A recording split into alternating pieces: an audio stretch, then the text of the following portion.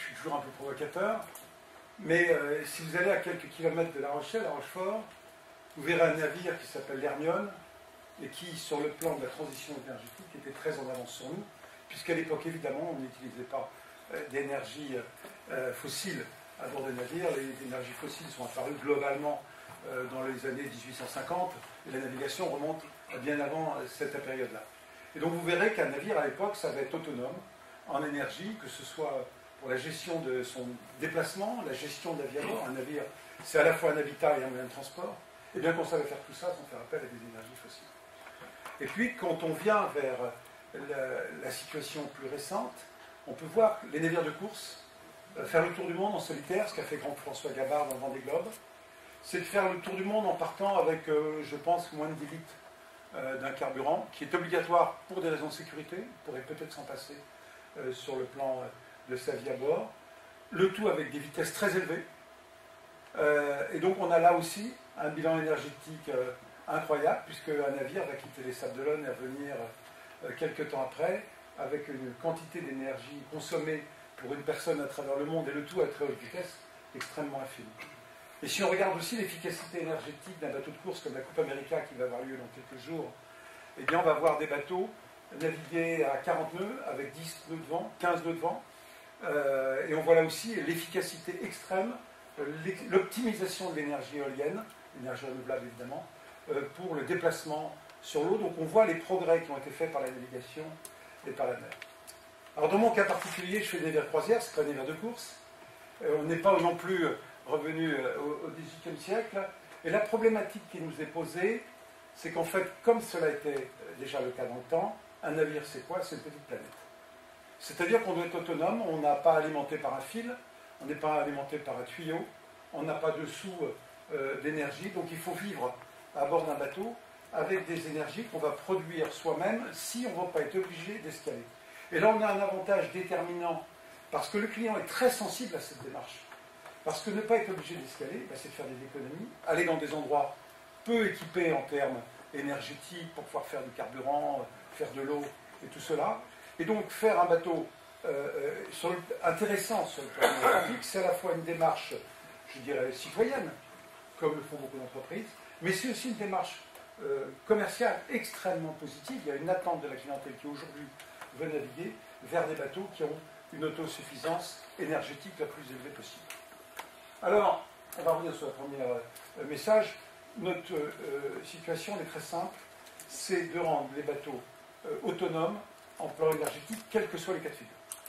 Notre problématique, c'est de dire un bateau de pouvoir naviguer sans limitation de temps pour des besoins énergétiques et avec des conditions de confort par rapport aux attentes de la clientèle aujourd'hui. On veut du froid pour conserver de la nourriture, on veut aussi parfois de la climatisation, ce n'est pas toujours la meilleure idée. On veut produire de l'eau parce que le seul moyen d'avoir de l'eau douce à bord d'un bateau sans faire escale, c'est bien sûr des désalinisateurs. Donc faire appel à une énergie qui permet à des désalinisateurs. Donc c'est tout un travail global pour arriver à, je vais commencer par les voiliers, on passera au bateau moteur ensuite, à des voiliers étant autosuffisants sur le plan énergétique sur des durées très longues. Première source d'énergie possible à bord de bateaux, le solaire. Les premiers bateaux solaires, les premiers panneaux solaires sont apparus il y a très longtemps, et les bateaux de plaisance étaient les premiers moyens à utiliser ces panneaux, parce que, pour les raisons que j'ai évoquées, on veut naviguer au nord, on veut découvrir des territoires, on n'a pas d'autres sources énergétiques. Donc le panneau solaire a été développé depuis très longtemps, et sur les bateaux, dans mon cas je fabrique des catamarans, donc on a la chance d'avoir des larges surfaces. On sait les inconvénients des panneaux solaires à bord du bateau, c'est qu'ils perdent beaucoup en rendement dès qu'ils ont des ombrages partiels. Dès qu'ils sont souples aussi, on a des rendements qui sont plutôt médiocres. Donc notre entreprise va développer des bateaux conçus dès le départ. Le panneau solaire n'est pas l'équipement qu'on vient rajouter à la fin. Dites donc, est-ce qu'on ne peut pas mettre de panneaux solaires? On conçoit le bateau dès le départ pour avoir des panneaux solaires à l'extérieur des voiles, sur des surfaces planes pour avoir des panneaux rigides. Et dans notre cas, on utilise des technologies de bas contact, c'est des panneaux, je dirais, classiques, pour pouvoir avoir le meilleur rendement possible pour une surface donnée au niveau panneau solaire. Donc c'est le premier élément. On a la chance, la plupart des gens aiment bien naviguer dans les endroits où le soleil est assez généreux. On va passer à l'image suivante. Évidemment, le vent. Alors le vent pour se déplacer, c'est le premier moyen que l'on a d'aller d'un point à un autre, c'est bien sûr le vent. Mais aussi quand on est arrêté, qu'on veut escaler, et qu'on est dans une zone dans laquelle on a des besoins énergétiques élevés, et dans lesquelles le soleil n'est pas forcément très généreux, ben, on peut compléter l'énergie par le vent, toute la zone couverte par le régime des alizés, c'est-à-dire que ce soit dans la zone pacifique ou que ce soit dans la zone atlantique. On a un vent relativement généreux, donc on peut capter le vent par des éoliennes. On va choisir des vitesses de démarrage, on va optimiser les vitesses du vent. On va aussi regarder en termes d'éoliennes les problématiques liées à des vents ultraviolents, comment les bloquer pour pas que les pales partent un peu partout à travers la nature. Donc on va utiliser cette énergie éolienne. Troisième élément, on n'est pas à l'arrêt, on est en navigation. On a des besoins également énergétiques. C'est le déplacement du bateau. Les voiles sont là, donc parfois les ombres. Faire tourner l'éolienne n'est pas toujours facile également. C'est d'utiliser la vitesse du bateau. C'est une entreprise rochelaise qui, ces derniers temps, développé et optimisé le système des hydrogénérateurs, qui se heurte à un certain nombre de difficultés quand même. Alors, le bateau avance sous voile, sinon ça n'a pas de sens. Ensuite, il faut que ces équipements-là soient extrêmement fiables et que notamment s'il y a une branche ou quelques équipements qui traînent dans l'eau, ils puissent se relever automatiquement. On a besoin d'une très grande fiabilité quand on est autonome en mer.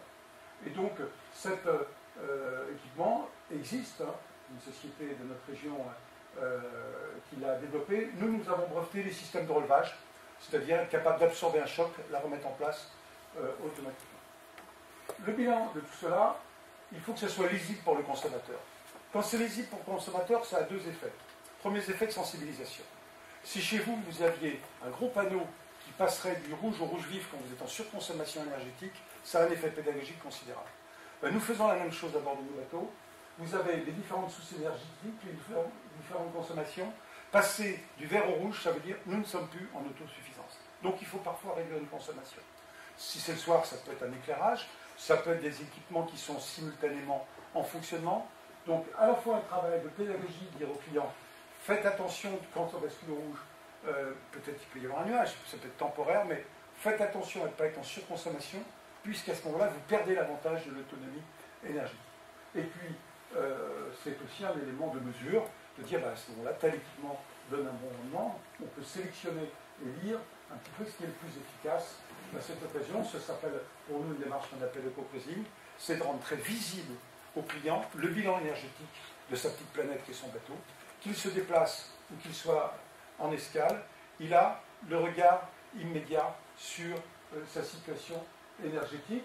Ça veut dire aussi, et je ne l'ai pas évoqué, mais aussi faire baisser les consommations, évidemment la généralisation des LED, évidemment la généralisation des éclairages, juste ce qu'il faut. Pas la peine d'aller inonder un bateau de lumière, sauf si on veut frimer dans un port, mais d'avoir, quand on est au large et qu'on est confronté à la réalité énergétique, de dire j'ai besoin d'éclairage là, eh bien je mets juste ce qu'il faut là où il faut. Ça veut dire... Ah oui, excusez-moi, t'en vas-y. Même c'est du développement durable. Brièvement, donc de dire qu'on doit travailler sur les consommations, c'est l'utilisation notamment des désalinisateurs nouvelle génération qui sont à très basse consommation avec des niveaux de...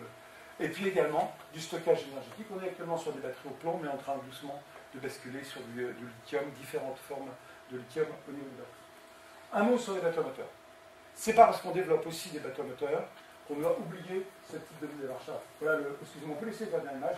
Le bilan, c'est qu'on peut faire la preuve, et nos clients la font tous les jours, qu'on peut naviguer sur des très longues durées sans avoir appel à des ressources énergétiques, des ressources rares, ça peut être l'eau, mais ça peut être aussi des ressources en carburant, puisque on n'a pas besoin d'utiliser d'autres énergies. Un petit mot sur la climatisation rapidement. Sur les bateaux, je pense que c'est l'utilisation de l'air comprimé, donc de sa détente, qui sera à terme le meilleur moyen de quasi-rafraîchir les bateaux. Mais il est clair qu'aujourd'hui, on ne sait pas climatiser avec des normes, je dirais, avec des deltas de température de 15 degrés, un bateau de plaisance sans faisant appel aux énergies renouvelables aujourd'hui.